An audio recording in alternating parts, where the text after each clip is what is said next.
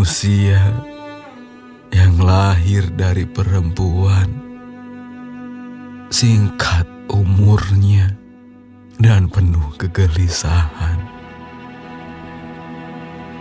Seperti bunga ia berkembang lalu layu. Seperti bayang-bayang ia hilang, lenyap dan tidak dapat bertahan. Masakan engkau menunjukkan pandanganmu kepada orang seperti itu dan menghadapkan kepadamu untuk diadili? Siapa dapat mendatangkan yang tahir dari yang najis? Seorang pun tidak. Jikalau hari-harinya sudah pasti dan jumlah bulannya sudah tentu padamu, dan batas-batasnya sudah kau tetapkan, sehingga tidak dapat dilangkahinya, hendaklah kau alihkan pandanganmu daripadanya, agar ia beristirahat, sehingga ia seperti orang upahan dapat menikmati harinya. Karena bagi pohon masih ada harapan. Apabila ditebang, ia bertunas kembali, dan tunasnya tidak berhenti tumbuh. Apabila akarnya menjadi tua di dalam tanah, dan tunggulnya mati di dalam debu, maka bersemilah ia setelah diciumnya air, dan dikeluarkannya lah ranting seperti semai. Tetapi bila manusia mati, maka tidak berdayalah ia. Bila orang binasa, di manakah ia?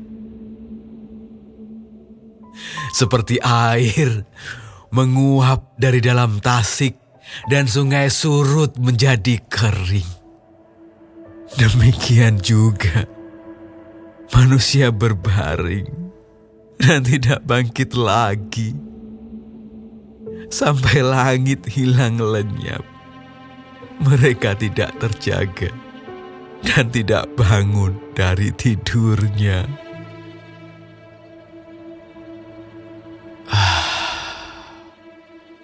Kiranya engkau menyembunyikan aku di dalam dunia orang mati, melindungi aku sampai murkamu surut, dan menetapkan waktu bagiku, kemudian mengingat aku pula. Kalau manusia mati, dapatkah ia hidup lagi? Maka aku akan menaruh harap selama hari-hari pergumulanku, sampai tiba giliranku. Maka engkau akan memanggil, dan aku pun akan menyahut. Engkau akan rindu kepada buatan tanganmu. Sungguh pun engkau menghitung langkahku. Engkau tidak akan memperhatikan dosaku. Pelanggaranku akan dimasukkan di dalam pundi-pundi yang dimeteraikan, dan kesalahanku akan kau tutup dengan lepa. Tetapi seperti gunung runtuh berantakan, dan gunung batu bergeser dari tempatnya, seperti batu-batu dikikis air, dan bumi dihanyutkan tanahnya oleh hujan lebat. Demikianlah kau hancurkan harapan manusia engkau menggagahi dia untuk selama-lamanya, maka pergilah ia. Engkau mengubah wajahnya dan menyuruh dia pergi. Anak-anaknya menjadi mulia, tetapi ia tidak tahu. Atau mereka menjadi hina, tetapi ia tidak menyadarinya. Hanya tubuhnya membuat dirinya menderita, dan karena dirinya sendiri, jiwanya berduka cita. Kitab Ayub pasal 15. Maka Elifas orang Teeman menjawab, apakah orang yang mempunyai hikmat menjawab dengan pengetahuan kosong dan mengisi pikirannya dengan angin? Apakah ia menegur dengan percakapan yang tidak berguna dan dengan perkataan yang tidak berfaedah? Lagi pula engkau melenyapkan rasa takut dan mengurangi rasa hormat kepada Allah. Kesalahanmu lah yang mengajar mulutmu, dan bahasa orang yang licik yang kau pilih. Mulutmu sendirilah yang mempersalahkan engkau, bukan aku.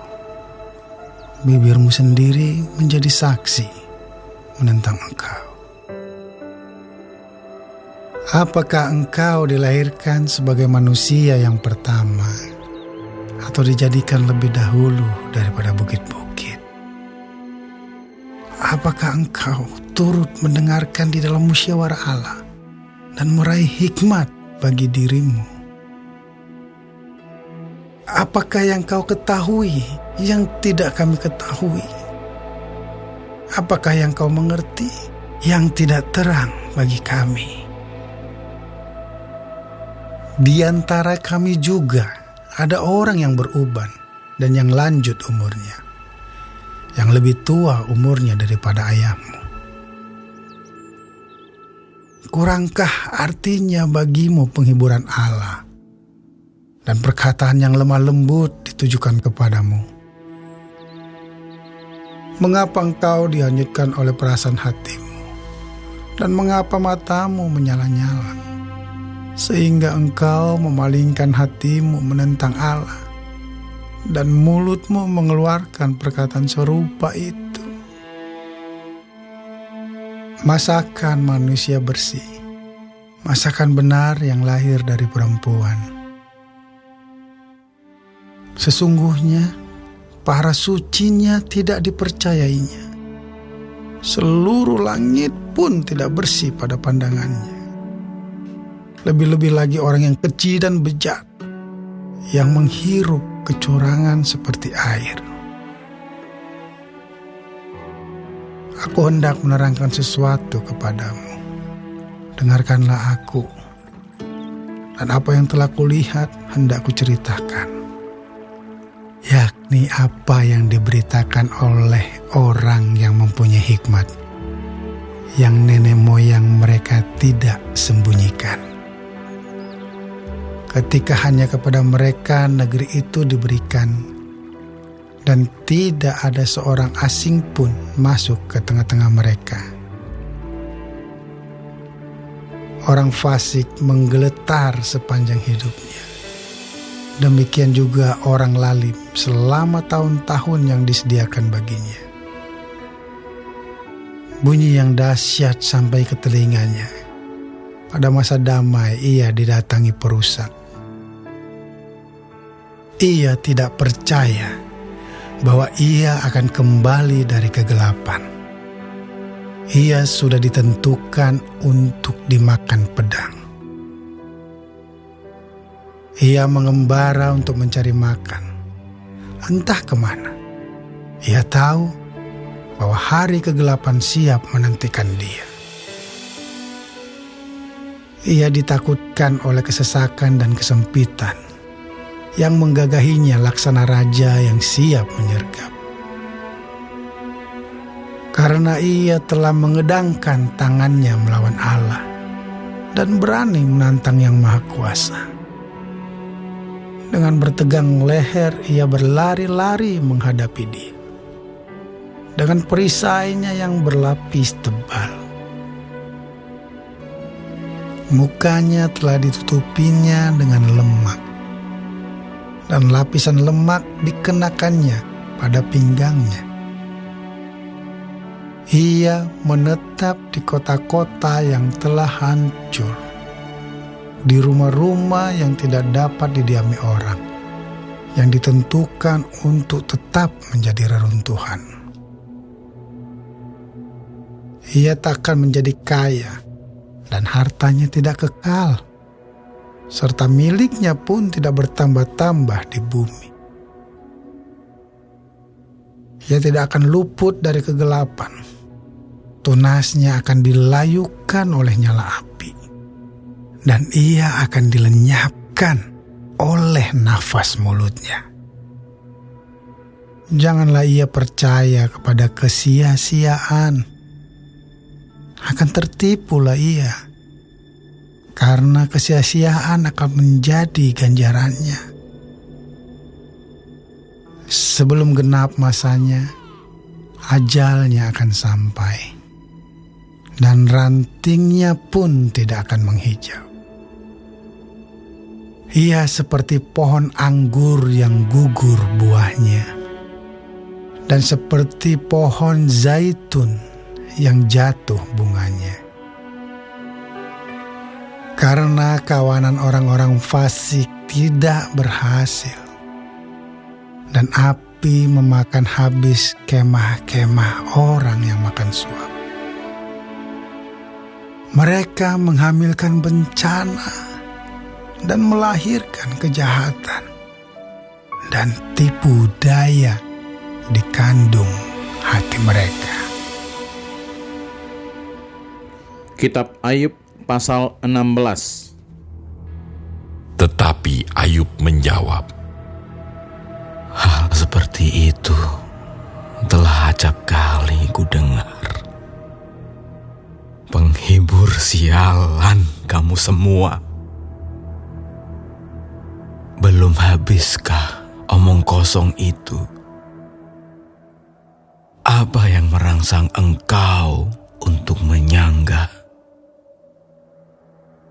Aku pun dapat berbicara seperti kamu, sekiranya kamu pada tempatku. Aku akan menggubah kata-kata indah terhadap kamu dan menggeleng-gelengkan kepala atas kamu. Aku akan menguatkan hatimu dengan mulut dan tidak menahan bibirku mengatakan belas kasihan. Tetapi bila aku berbicara, penderitaanku tidak menjadi ringan. Dan bila aku berdiam diri, apakah yang hilang daripadaku? Tetapi sekarang, Ia telah membuat aku lelah dan mencerai-beraikan segenap rumah tanggaku. Sudah menangkap aku. Inilah yang menjadi saksi.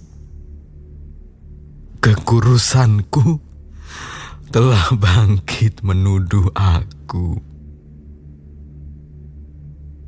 Murkanya menerkam dan memusuhi aku. Ia menggertakkan giginya terhadap aku. Lawanku memandang aku dengan mata yang berapi-api. Mereka menghangatkan mulutnya melawan aku, menampar pipiku dengan cercaan, dan bersama-sama mengerumuni aku. Allah menyerahkan aku kepada orang lalim, dan menjatuhkan aku ke dalam tangan orang fasik.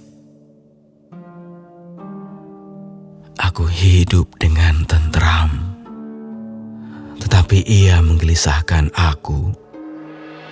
Aku ditangkapnya pada tengkukku, lalu dibantingnya, dan aku ditegakkannya menjadi sasarannya. Aku dihujani anak panah, ginjalku ditembusnya dengan tak kenal belas kasihan. Empeduku ditumpahkannya ke tanah. Ia merobek-robek aku, menyerang aku laksana seorang pejuang. Kain kabung telah kujahit pada kulitku, dan tandukku kumasukkan ke dalam debu. Mukaku merah karena menangis, dan bulu mataku ditudungi kelam pekat.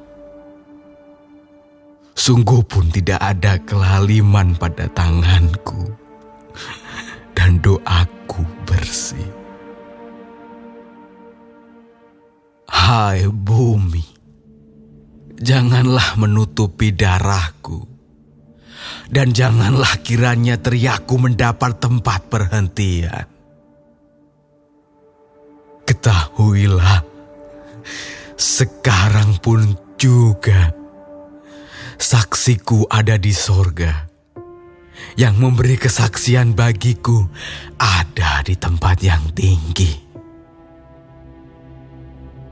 Sekalipun aku dicemoohkan oleh sahabat-sahabatku, namun ke arah Allah mataku menengadah sambil menangis, supaya Ia memutuskan perkara antara manusia dengan Allah dan antara manusia dengan sesamanya. Karena sedikit jumlah tahun yang akan datang, dan aku akan menempuh jalan dari mana aku tak akan kembali lagi. Kitab Ayub pasal 17. Semangatku patah, umurku telah habis, dan bagiku tersedia kuburan. Sesungguhnya aku menjadi ejekan, mataku terpaksa menyaksikan tantangan mereka. Biarlah Engkau menjadi jaminanku bagimu sendiri. Siapa lagi yang dapat membuat persetujuan bagiku? Karena hati mereka telah Kau katupkan bagi pengertian. Itulah sebabnya Engkau mencegah mereka untuk menang. Barang siapa mengadukan sahabatnya untuk mencari keuntungan, mata anak-anaknya akan menjadi rabun. Aku telah menjadi sindiran di antara bangsa-bangsa, dan aku menjadi orang yang diludahi mukanya. Mataku menjadi kabur karena pedih hati. Segala anggota tubuhku seperti bayang-bayang.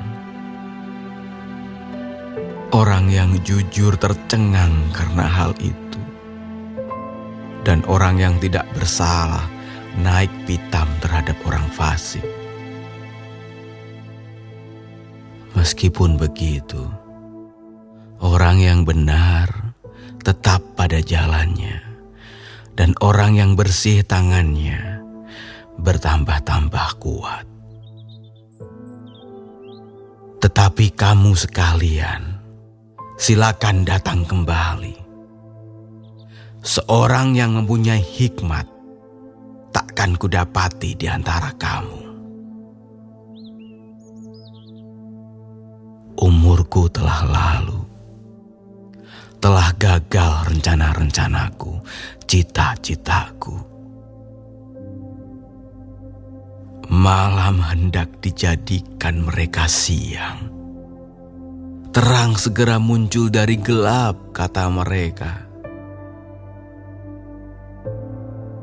Apabila aku mengharapkan dunia orang mati sebagai rumahku, menyediakan tempat tidurku di dalam kegelapan, dan berkata kepada liang kubur, "Engkau ayahku," kepada berenang, "ibuku dan saudara perempuanku," maka di manakah harapanku? Siapakah yang melihat adanya harapan bagiku? Keduanya akan tenggelam ke dasar dunia orang mati apabila kami bersama-sama turun ke dalam debu.